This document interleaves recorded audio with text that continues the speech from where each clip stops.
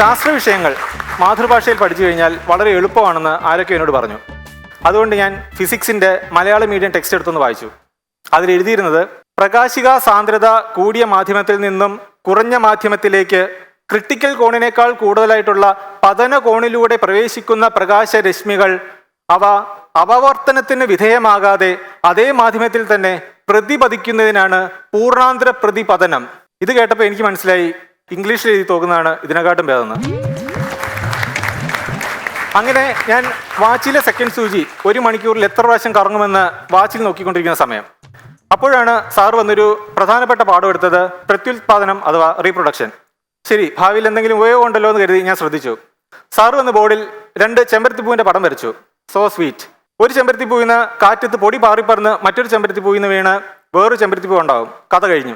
ഈ ചെമ്പരത്തിപ്പൂവിൻ്റെ പൊടിവാർക്കൽ ടെക്നോളജി വെച്ച് മനുഷ്യന്മാർ എന്ത് ചെയ്യണമെന്ന് എനിക്ക് മനസ്സിലായില്ല. കാരണം ചെമ്പരത്തിപ്പൂവിൻ്റെ കാര്യം ചെമ്പരത്തിപ്പൂ നോക്കിക്കോളും, മനുഷ്യൻ്റെ കാര്യം മനുഷ്യൻ വേണം നോക്കാൻ. അതുകൊണ്ട് മാത്രം ഞാൻ ഇതുമായി ബന്ധപ്പെട്ട സിനിമകൾ, ചിത്രങ്ങൾ, സാഹിത്യം തുടങ്ങിയവ തേടി അറിഞ്ഞു. ഒരു ഭ്രാന്തനെ പോലെ. ഇപ്പോഴും ആ യാത്ര തുടരുന്നു, വെറുമൊരു ഊളനെ പോലെ. ഒരു ചെമ്പരത്തിപ്പൂവിൻ്റെ പൊടിവാർക്കം വരുത്തി വെച്ച വിനയാണ് ഇതൊക്കെ.